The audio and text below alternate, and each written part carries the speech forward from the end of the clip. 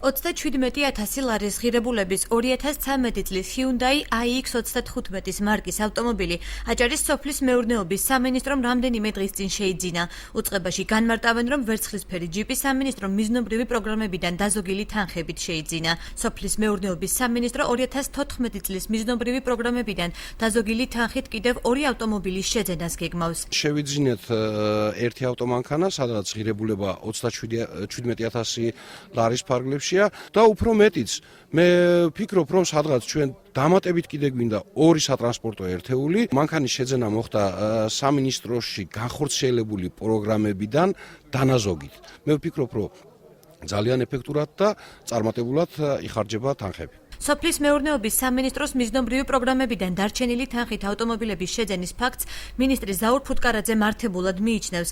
მისი მტკიცებით უწყება საბიუჯეტო თანხებს მიზნობრივად და ეფექტურად ხარჯავს. კითხვაზე თუ ვის მოემსახურება ახალი ავტომობილი, ზაურ ფუტკარაძე ამბობს, რომ მას სამინისტროს ყველა თანამშრომელი გამოიყენებს. ავტომობილი, როგორც უკვე გითხარით, არ მოემსახურება ან მინისტრ, ან რომელიმე კონკრეტულ პიროვნებას. ჩვენ რაც დაგვხვდა სატრანსპორტო საშუალებები, იმით გადავაადგილდებით. რა თქმა უნდა, მოსახურება საჭიროების შემთხვევაში ისევ დეპარტამენტს, ისევ ჩვენ თანამშრომლებს. მინისტრისგან განსხვავებულ ინფორმაციას გვაწვდის მისი მოადგილე ორშაბათს გადაცემა დიალოგში. იოსებ აბულაძემ განაცხადა, რომ Hyundai-ის მარკის ჯიპი მინისტრის მეორე მოადგილეს, სულიკო ბერიძეს მოემსახურება. ერთი ავტომანქანა ეს. ერთი ავტომანქანა, დიახ. Hyundai, ხო? და ეს თქვენ გემსახურებათ ეს ავტომანქანა? მე არ მემსახურება. ვის ემსახურება? ერთ-ერთ მოადგილეს.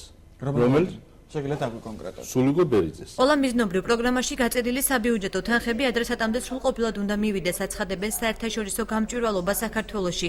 თეა ჭანტურიშვილი მიიჩნევს, რომ უწყებამ თავის დროზე ბიუჯეტი ისე უნდა დაგეგმოს, რომ ყოველი თეთრი მიზნობრივად გაიხარჯოს. ორგანიზაცია სამომავლოდ აჭარის სოფლის მეურნეობის სამინისტროს მიერ ავტომობილების შეძენაზე მონიტორინგს გეგმავს. ყველანაირი მიზნობრივი პროექტი უნდა მოხმარდეს ადრესატს და ბიუჯეტი ისე უნდა იყოს გაწერილი თავიდანვე, რომ სოციალურად დაუცველ ფენას მოხმარდეს. რამდენად მიზანშეწონილია კონკრეტულ შემთხვევაში ამ მანქანის შეძენა, შეიძლება ვივარაუდოთ მომავალში მათი აქტივობის შედეგით. დღეისთვის აჭარის სოფლის მეურნეობის სამინისტროს ბალანსზე 5 ძვირადღირებული ავტომობილი ირიცხება.